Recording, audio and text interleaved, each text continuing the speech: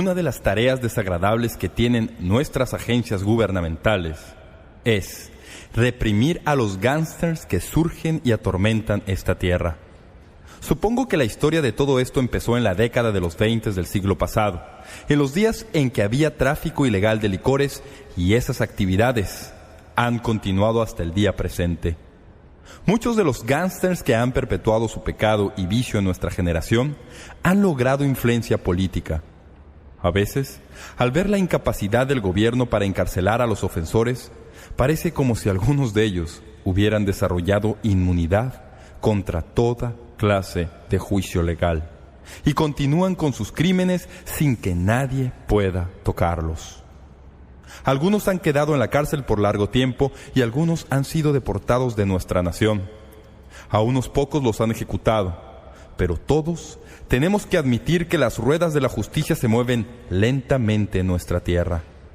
Una persona que comete un crimen hoy, a lo mejor ni siquiera comparece a juicio por 2 años. A veces, hay algunos detalles que hacen falta en la rueda de la justicia y parece como si la gente se escurriera por los agujeros incidentales, que no tiene ningún sentido para la persona laica que lee al respecto. Tarde o temprano, si observamos por suficiente tiempo, algunas de las obras malas de los hombres reciben su retribución apropiada. Al abrir la Biblia al capítulo 15 de Apocalipsis, estamos a punto de ver la última acción de Dios contra los gángsters espirituales que han destruido la tierra.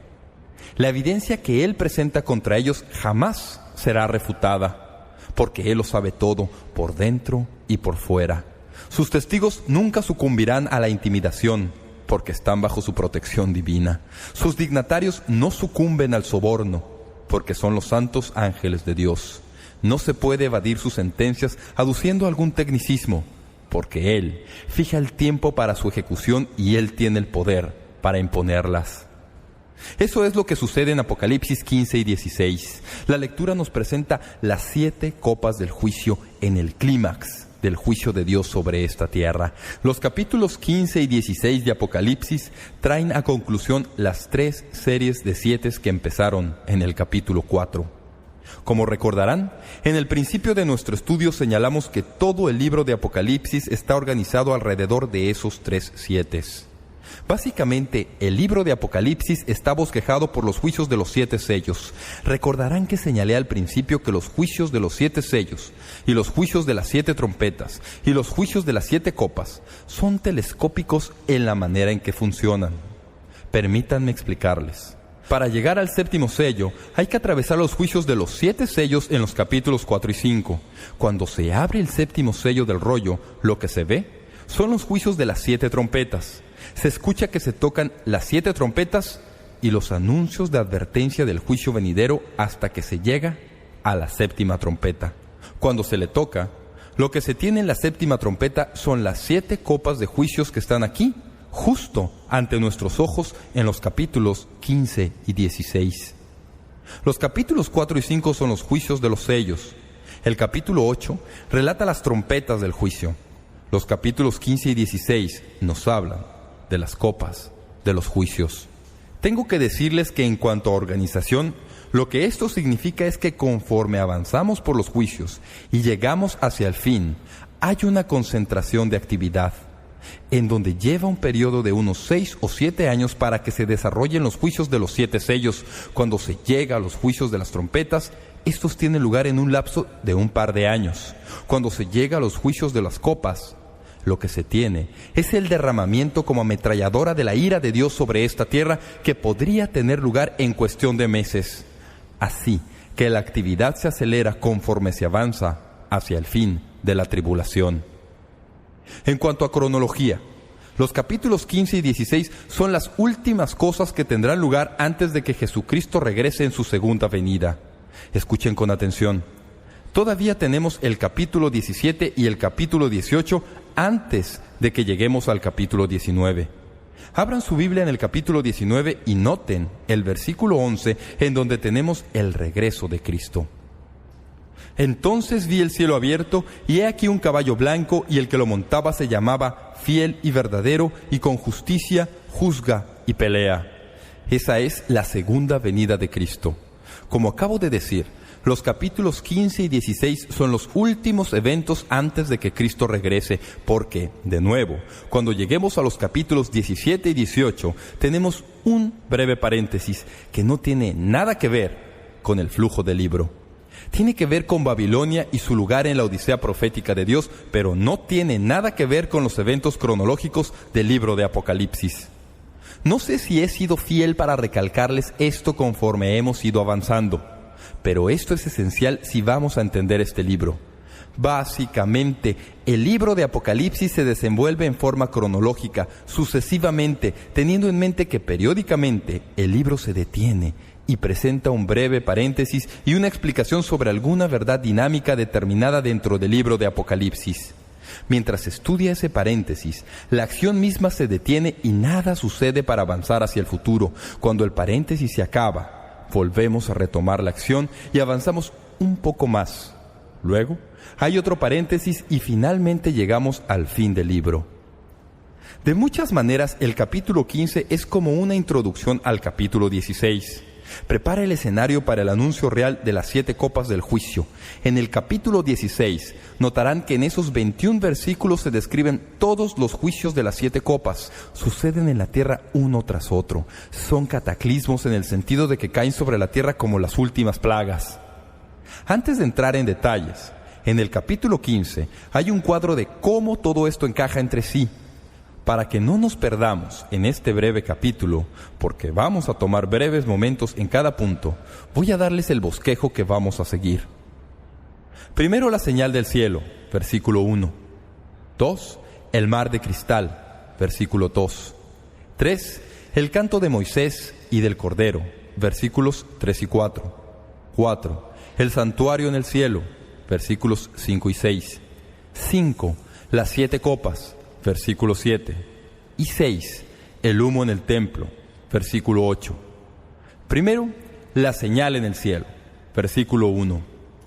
Vi en el cielo otra señal, grande y admirable, 7 ángeles que tenían las 7 plagas postreras, porque en ellas se consumaba la ira de Dios. Aquí, en el capítulo 15 tenemos lo que se describe como otra señal grande y admirable. Noten las palabras en la Biblia. Vi en el cielo otra señal grande y admirable. Las 7 últimas plagas divinas están a punto de ser desatadas sobre la tierra. La palabra 7, que aparece 8 veces en este capítulo, es una palabra que habla de algo completo y de finalidad. Este es el fin de la ira de Dios sobre la tierra. A decir verdad, la palabra que Juan usa para describirla indica que la copa de la ira de Dios se ha llenado por completo, que ahora Él finalmente derrama su ira sobre esta tierra. La expresión grande y admirable del versículo 1 se encuentra solo una vez más en toda la Biblia. Interesantemente, resulta que se le halla en el versículo 3 de este mismo capítulo. Noten el versículo 3. Grandes y maravillosas son tus obras, Señor Dios Todopoderoso. Cuando los juicios que se presentan en este capítulo queden completos, la ira de Dios sobre esta tierra se terminará. Entiendo que es muy impopular describir los terribles días del futuro, los terribles días que vendrán sobre la tierra. A veces encuentro realmente difícil lidiar con lo que está escrito en la Biblia. Quisiera no tener que leerlo, mucho menos hablar al respecto. Pero lo que se describe aquí en el capítulo 15 de Apocalipsis es consistente no solo con los demás mensajes de Juan en este libro, sino que es consistente con los profetas del Antiguo Testamento. Históricamente, los profetas de Dios han profetizado que vendrá un día de retribución para los que han negado al Hijo y han violado la santidad de Dios. Voy a hacer una pausa y hacerles una pregunta. ¿Se sentirían cómodos sirviendo a un Dios que no sea de esa clase? A veces pienso que tenemos un cuadro mental de Dios como un achacoso abuelo que está sentado en el cielo con larga barba blanca dándoles palmaditas en las cabezas a sus hijos, como muchos de los abuelos terrenales hacen cuando los nietos vienen a visitarlos. Pero, ¿podríamos en algún momento lograr respetar a un Dios así? Si Dios no es justo en sus tratos con los hombres, ¿cómo puedo estar seguro de que será justo en sus tratos conmigo? Porque la Biblia dice que Él ha ejercido su justicia a mi favor al enviar a su Hijo Jesucristo a la tierra y permitirle que muera en mi lugar. Ejecutando mi pena sobre Jesucristo. Si Él no es fiel en eso de aplicar la justicia contra los que han violado su santidad, ¿cómo puedo estar seguro de que cuando un día yo comparezca ante Dios, Él no va a escatimar su justicia por mí en Jesucristo? Amigos, es absolutamente esencial tener algún tipo de conocimiento y comprensión de un Dios justo y santo para aceptar que es un Dios de venganza y justicia, pero que con toda certeza lo encontramos en su palabra, atemperado maravillosamente con su misericordia, su gracia y su magnanimidad.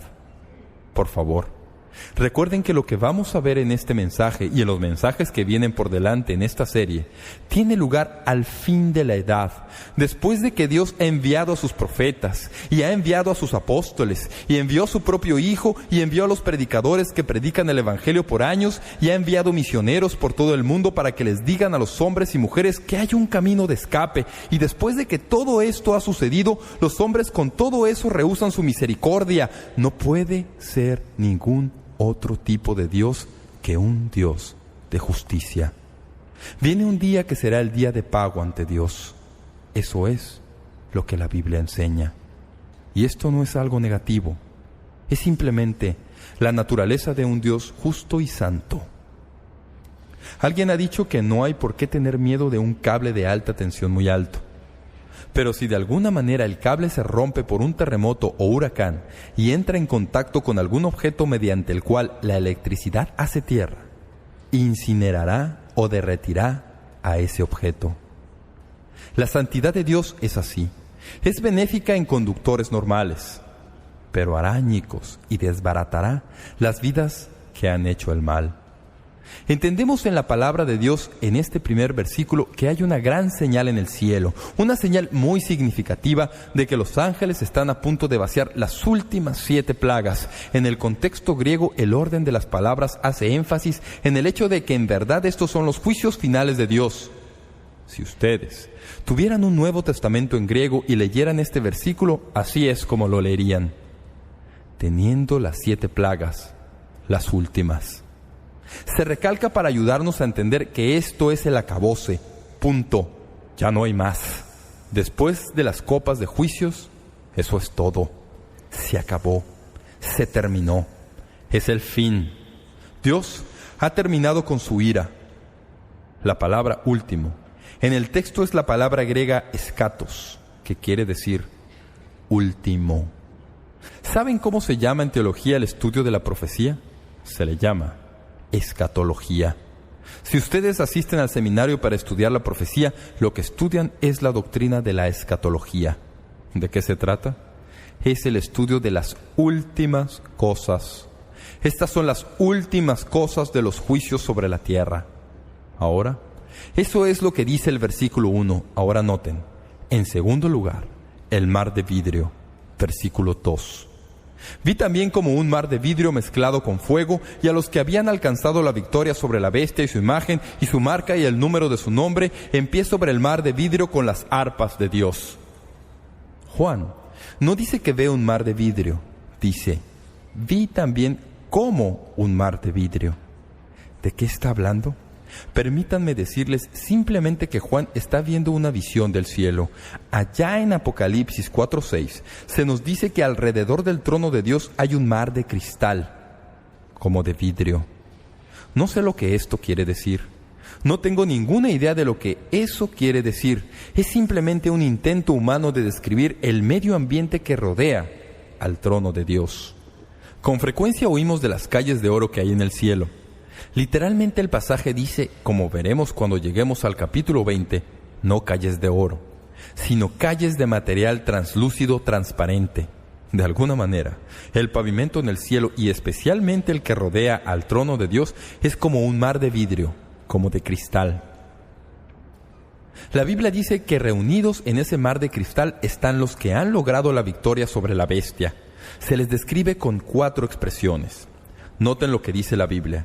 Reunidos en este mar de vidrio, que es un cuadro del cielo, que es lo más próximo al trono de Dios, hay una descripción cuádruple de las personas que están reunidas ahí. Los que están reunidos ahí son, primero, los que han triunfado sobre la bestia. 2. Los que han obtenido la victoria sobre su imagen. 3. Los que han tenido la victoria sobre su marca. Y 4. Los que han obtenido la victoria sobre el número de su nombre. ¿Quiénes son los que están reunidos alrededor del trono de Dios y en ese mar de vidrio? Se les describe muy cuidadosamente para que no se nos pasen por alto. Son los que han atravesado la tribulación. Son los cristianos del periodo de la tribulación que no se postraron ante la bestia y que han obtenido la victoria sobre la bestia. No se postraron ante su imagen. Recuerden la imagen que la bestia levanta y exige que todo mundo la adore, pero ellos no lo adoraron. Han obtenido la victoria sobre su marca, no aceptaron la marca. Han obtenido victoria sobre su número, no aceptaron el número 666 sobre su cuerpo. Ustedes dicen, ¿qué clase de victoria obtuvieron? Pues bien, les voy a decir cómo obtuvieron la victoria. Los mataron.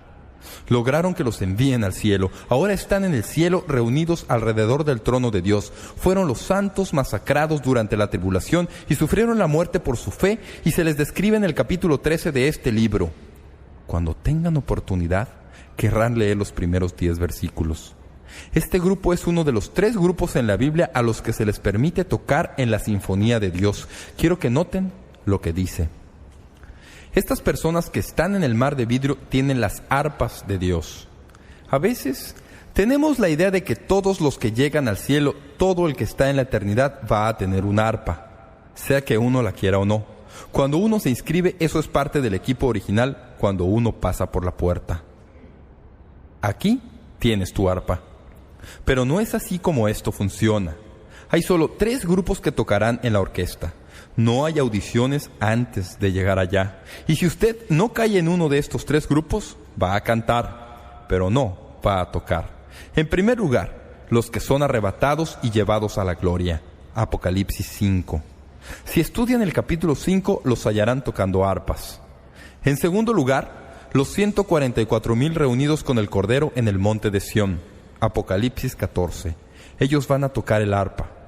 En tercer lugar, los mártires del periodo de la tribulación que están de pie en ese mar de vidrio y entonan el canto de Moisés y el Cordero. Ellos van a tocar arpas. Así que esta es la orquesta celestial, la orquesta de arpas. Recordarán que cuando estudiamos a David, dijimos que probablemente se trata de algo como una guitarra. ¿Pueden imaginarse a 144,000 guitarras? Además de todos los santos arrebatados, además de los santos mártires de la tribulación y todas las guitarras, ustedes dicen, ¿qué tal si se desafinan? Cuando uno está en el cielo, todos están afinados. Todos tocarán juntos. Ni siquiera se necesitará un director. Todo está sincronizado y tendremos toda esa música grandiosa y todos los cientos de miles de personas cantando. ¿Qué cosa más grandiosa será? Noten que la Biblia dice que en el cielo estos santos de la tribulación están reunidos alrededor del trono de Dios y empiezan a cantar y tienen sus arpas, y la Biblia dice en tercer lugar el canto de Moisés y del Cordero, versículos 3 y 4. Vi también como un mar de vidrio mezclado con fuego, y a los que habían alcanzado la victoria sobre la bestia y su imagen, y su marca y el número de su nombre, en pie sobre el mar de vidrio, con las arpas de Dios, y cantan el cántico de Moisés, siervo de Dios, y el cántico del Cordero, diciendo: Grandes y maravillosas son tus obras, Señor Dios Todopoderoso. Justos y verdaderos son tus caminos, Rey de los santos. ¿Quién no te temerá, oh Dios, y glorificará tu nombre? Pues solo tú eres santo, por lo cual todas las naciones vendrán y te adorarán, porque tus juicios se han manifestado. La Biblia dice que las personas que están en este coro y están tocando sus arpas, entonan un canto especial. No es necesariamente el canto que consta aquí. Vamos a llegar a eso en pocos momentos, pero creo que cantan el canto de Moisés. ¿Cuál es el canto de Moisés? Hay algo de controversia aquí en cuanto a qué es el canto de Moisés. Recordarán que cuando los israelitas salieron de Egipto y cruzaron el Mar Rojo y llegaron al otro lado, los egipcios se ahogaron en el mar mientras que los israelitas permanecieron a salvo. ¿Qué hubieran hecho si ustedes hubieran visto todo eso sucederse ante sus ojos? Hubieran hecho lo que ellos hicieron: celebrar una reunión de alabanza y empezar a cantar, y en este pasaje se le llama el canto de Moisés. Si quieren hallarlo, lo verán en el capítulo 15 de Éxodo, versículos 1 al 18. No tenemos tiempo para buscarlo y leerlo. Yo traté de cantarlo en este contexto y no encaja. No puedo imaginarme a los santos de la tribulación entonando la mayor parte de ese canto, porque habla de caballos y jinetes y de toda esa historia de los egipcios y los israelitas y no tiene ningún contexto con lo que está sucediendo aquí que contribuiría en Apocalipsis. Así que, ¿cuál podría ser el canto de Moisés? Allí otro de los cantos de Moisés, y quiero que abran conmigo en Deuteronomio capítulo 32. Este es un canto que Moisés compuso poco antes del fin de su vida, poco antes de que su carrera llegara a su fin. Le dio este canto al pueblo, y aunque no es del todo apropiado, una gran parte en realidad encaja en el contexto del libro de Apocalipsis, especialmente en el punto en que estamos. Así que abran la Biblia en Deuteronomio capítulo 32 y verán que el canto es muy largo, abarca los primeros 43 versículos. No tenemos tiempo para leerlo en su totalidad, así que leamos la última estrofa. Empecemos con el versículo 39. Ved, ahora que yo soy, y no hay dioses conmigo. Yo hago morir y yo hago vivir. Yo hiero y yo sano. Y no hay quien pueda librar de mi mano, porque yo alzaré a los cielos mi mano y diré, vivo yo para siempre. Si afilare mi reluciente espada y echare mano del juicio, yo tomaré venganza de mis enemigos y daré la retribución a los que me aborrecen. Embriagaré de sangre mis saetas, y mi espada devorará carne, en la sangre de los muertos y de los cautivos, en las cabezas de larga cabellera del enemigo. Alabad, naciones, a su pueblo, porque él vengará la sangre de sus siervos, y tomará venganza de sus enemigos, y hará expiación por la tierra de su pueblo. Ahora bien, creo que los santos de la tribulación que están reunidos alrededor del trono de Dios y que cantan el canto de Moisés, fácilmente se podrían unir para entonar este canto, debido a lo que están pidiendo a Dios que haga. ¿Recuerdan Apocalipsis 6, 9 al 11? Los santos mártires están bajo el altar y ¿cuál es la pregunta? Señor, ¿hasta cuándo vas a vengar nuestra sangre sobre la tierra? ¿Hasta cuándo vas a corregir las cosas? ¿Hasta cuándo vas a permitir que el mal triunfe? Pareciera como si aquí abajo en la tierra durante ese tiempo la bestia y la imagen y el falso profeta y Satanás estuvieran ganando la guerra. Están matando a los santos de Dios. Ellos están llegando al cielo como ametralladora. Parece como si desde la perspectiva terrenal Dios estuviera perdiendo la batalla. Los santos que están debajo del altar, los santos que han muerto como mártires, están diciendo, Señor, ¿cuándo vas a tomar las riendas de esto? ¿Cuándo en tu soberanía vas a intervenir y empezar a lidiar con el mal en esta tierra? Ahora, de repente, vemos a Dios que está a punto de dar el último paso y enderezarlo todo. Así que estos mártires se han reunido alrededor del trono de Dios y empiezan a entonar el canto de Moisés. Por cierto, si quieren usar Éxodo 15 como el canto de Moisés, está bien, porque muchos que estudian la palabra de Dios lo han hecho. A decir verdad, debo leerles una breve declaración. Uno de esos estudiosos hizo la siguiente afirmación que yo pensé que era muy interesante. Él dijo, en Éxodo 15, en la orilla extrema del Mar Rojo, libres de los enemigos que los oprimieron, los hijos de Israel cantan el canto de Moisés. Y en esa orilla final, más allá de un mar furioso, se reunirán en inmortalidad y gloria y salvación celestial los santos de Dios que han salido de la tribulación. Entonan el canto de redención infinita y gloriosa, el canto de Moisés y el canto del Cordero. El canto del Cordero es el canto de victoria que Él ganó para nosotros sobre el pecado, la muerte y la tumba, como el canto triunfante que Moisés entonó por la destrucción de los enemigos de Jehová.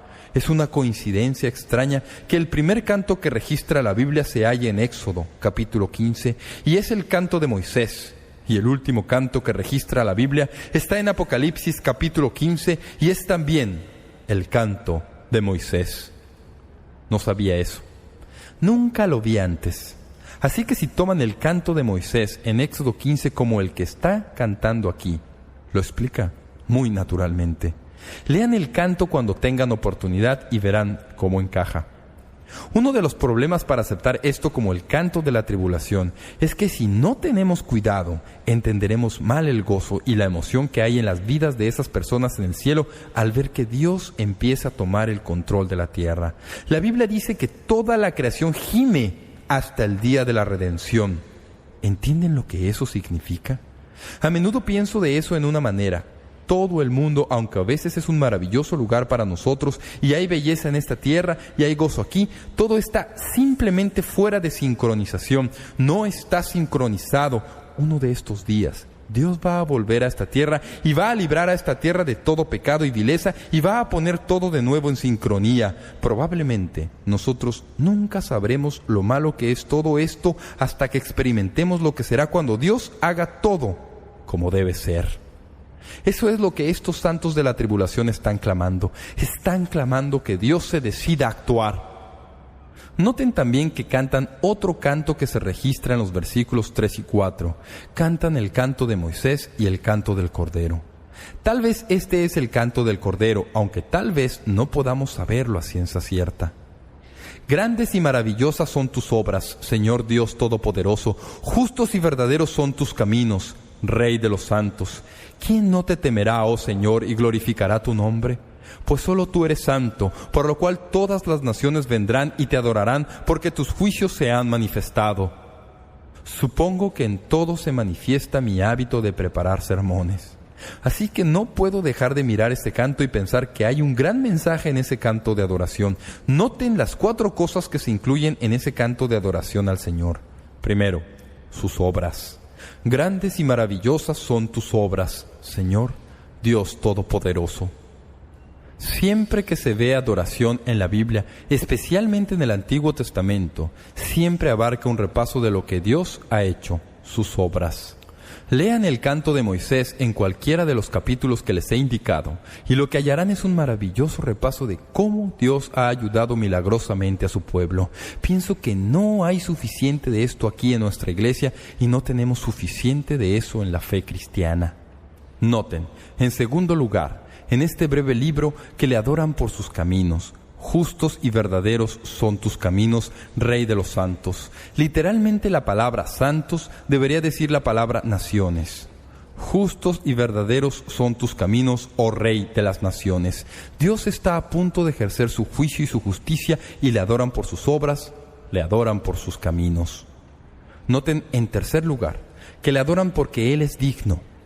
¿Quién no temerá, oh Señor, y glorificará tu nombre? Pues solo tú eres santo.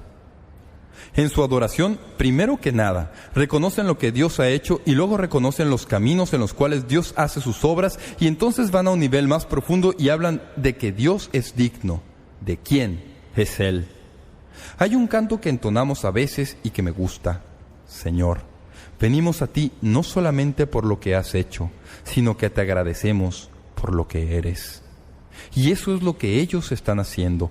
Adoran a Dios por sus obras, por sus caminos y por lo que Él es. Luego, finalmente, noten que la última parte es pura adoración, por lo cual todas las naciones vendrán y te adorarán porque tus juicios se han manifestado. Sus obras, sus caminos, su dignidad y su adoración es lo que se nos da en este breve himno que entonan. No es un mal bosquejo para nuestro culto incluso ahora, ¿verdad? Podemos seguir ese bosquejo al tributarle culto a Dios, sus obras, sus caminos, su dignidad y finalmente su adoración. Ahora note, en cuarto lugar, el santuario en el cielo, versículos 5 y 6. Después de estas cosas miré, y he aquí fue abierto en el cielo el templo del tabernáculo del testimonio. Y del templo salieron los 7 ángeles que tenían las 7 plagas, vestidos de lino limpio y resplandeciente, y ceñidos alrededor del pecho con cintos de oro. Cada vez que en el libro de Apocalipsis tenemos la frase miré y he aquí, siempre es una introducción a algo nuevo que no se había visto antes. Es muy importante. Conforme Juan está contemplando esta escena, ve el lugar santísimo en el templo celestial y se le abre. Extraño, porque el lugar santísimo nunca estuvo abierto a nadie excepto al sumo sacerdote. Se le describe como el tabernáculo del testimonio, porque las tablas de piedra que contenían la ley estaban ahí, en el tabernáculo del testimonio, en el lugar santísimo.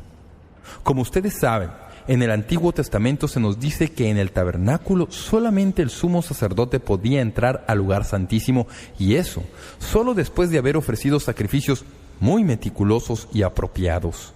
Era aterrador inclusive para el sumo sacerdote entrar en la presencia de Dios en el día de la expiación. Pero cuando Juan ve el tabernáculo en el cielo, el lugar santísimo está abierto y hay 7 ángeles santos que no están entrando, sino que están saliendo. Están saliendo del lugar santísimo en la visión de Juan. Cada uno lleva en su mano una copa que va a ser derramada sobre la tierra como las últimas gotas de la ira de Dios. Capten este cuadro mentalmente. Piensen en la aturdidora sorpresa que debe haber sido para este judío, el apóstol Juan, de ver el lugar santísimo abierto. No el sumo sacerdote en el lugar santísimo, sino saliendo de la puerta del lugar santísimo 7 ángeles, cada uno de ellos teniendo una copa o incenciarios en la mano. Juan dice que vio ese santuario en el cielo y para él fue aterrador lo que vio.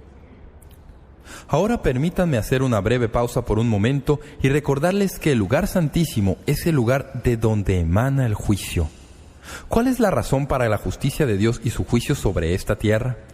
Se debe a su santidad.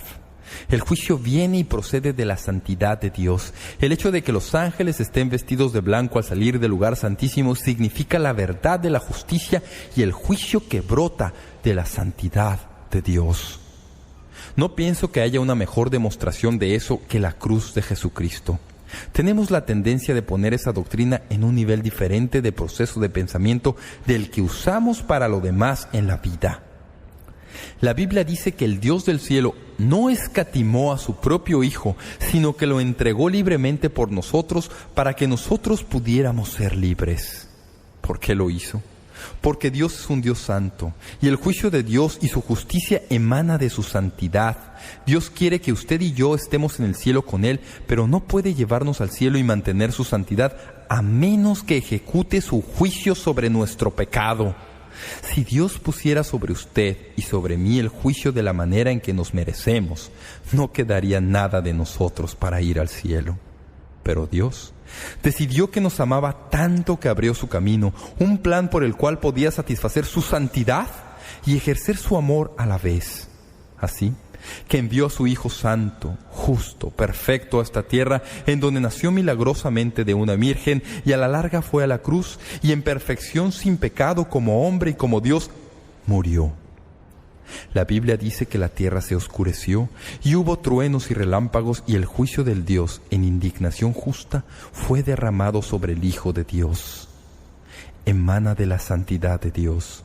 Fue la única manera en que Dios podía lidiar con nuestro pecado sin destruirnos a la vez. Así que su santidad y su justicia quedaron satisfechas en la muerte de Cristo, y ese momento del tiempo nos da un cuadro de todo el juicio que jamás tendrá lugar en la historia del mundo. Dios es santo, un Dios justo, y su santidad no puede ser ofendida sin que pierda la prerrogativa de Dios soberano. He tratado de explicar esto a menudo a personas que luchan por venir a la fe. Recuerdo una vez cuando hablaba con una pareja joven que tenía dificultades para entender la muerte de Cristo. No podían entender cómo Dios podía ser un Dios de amor y al mismo tiempo ser lo que leemos en el libro de Apocalipsis. Recuerdo que le pregunté al joven, recordando que previamente en la conversación me había contado que había recibido una multa por exceso de velocidad esa semana. Así que hablamos acerca de las cortes de justicia y le dije: supóngase que en lugar de ser usted el que recibió la boleta de multa, se trataba de otra persona. Supóngase que esa persona no solo se merecía una boleta de multa por exceso de velocidad, sino que tal vez había estado emborrachándose y se llevó la luz roja del semáforo y se estrelló contra su automóvil. Y que en lugar de que usted hubiera salido herido, su hija pequeña hubiera sufrido el daño y no solamente quedara herida, sino que hubiera muerto. Luego, finalmente, conforme se ventila el proceso judicial, se fija la fecha para el juicio. El día del juicio, el juez entra y se sienta en su curul, y el joven que le quitó la vida a su hija comparece ante el juez. Usted es creyente y tiene un corazón de amor. El juez dice: ¿saben? He estado pensando mucho en cuanto a la vida y la muerte y la justicia y el amor, y hoy no me siento con ganas de dictar ningún juicio. Todos tenemos nuestros días desafortunados, y este hombre simplemente tuvo uno de esos días. Todos cometemos errores. Sé que él atravesó la intersección cuando no debía, y sé que le quitó la vida a su hija, pero soy un juez de amor, y no quiero dictar ningún juicio. Entonces le pregunté al joven, ¿cómo se sentiría en ese momento? Pude ver que él se identificó con el relato. Me dijo, estaría absolutamente furioso. Le dije, ¿por qué? Me dijo, eso no estaría bien. Le dije, ¿y por qué no estaría bien? Me dijo, un juez no debe hacer eso. No sería justo. No sería justicia. Le dije, ¿por qué esperamos menos de Dios de lo que esperamos de los jueces humanos que gobiernan nuestra tierra? Todo lo que estamos diciendo de la justicia y santidad de Dios es esto. Para que Él sea Dios, Él debe hacer lo que es recto y justo. El juicio sobre los que han violado su santidad es absolutamente esencial. Y es más exagerado, amigos, cuando entendemos que Dios incluso tomó tal iniciativa para abrir un camino de escape, de modo que el juicio justo que debería aplicárseles pueda ser transferido a su propio Hijo, si ellos simplemente deciden recibir lo que Dios ha hecho. Pero ellos le han dado la espalda a la oferta de la gracia de Dios y han desdeñado a su Hijo y le han dado la espalda a los predicadores y se han alejado de sus profetas. Dios envió a 2 testigos y ellos le dijeron no. Envió a 144,000 testigos y ellos le dijeron no. Envió al ángel para que predique el evangelio en los cielos y ellos dijeron no. La única alternativa para un Dios justo ahora es enviar el juicio que había prometido. Eso no lo hace más fácil para que yo lo entienda, y ni así puedo lograr atar todos los cabos, excepto que debe ser así, para que sea la clase de Dios que yo puedo adorar y respetar.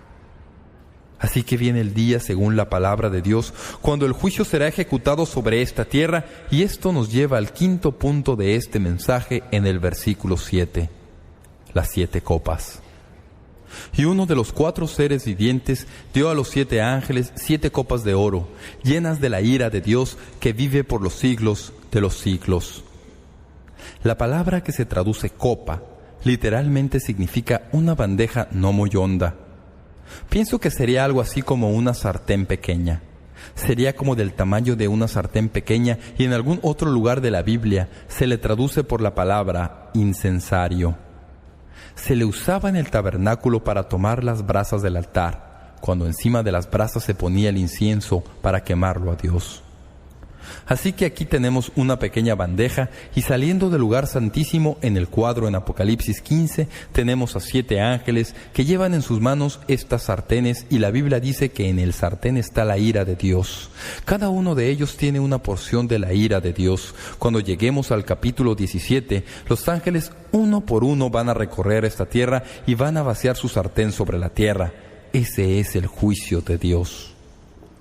Eso es lo que el cuadro es. Este es el simbolismo de este capítulo. Es ejecutar uno tras otro en rápida sucesión los últimos juicios sobre esta tierra, y se le describe así. Tuvimos los sellos que se abren y revelan el juicio de Dios. Vimos las trompetas que se tocan y anuncian el juicio de Dios. Ahora tenemos estos pequeños incensarios que son vaciados, y los juicios de Dios son vaciados sobre esta tierra tal como lo oyen. Esto nos lleva al versículo 8, en donde se nos habla del humo en el templo. Y el templo se llenó de humo por la gracia de Dios y por su poder, y nadie podía entrar en el templo hasta que se hubiesen cumplido las 7 plagas de los 7 ángeles. ¿Por qué hay humo? Dice que hay humo en el templo, humo de la gloria de Dios y de su poder. Si ustedes estudian la Biblia, encontrarán que el humo aparece con bastante frecuencia.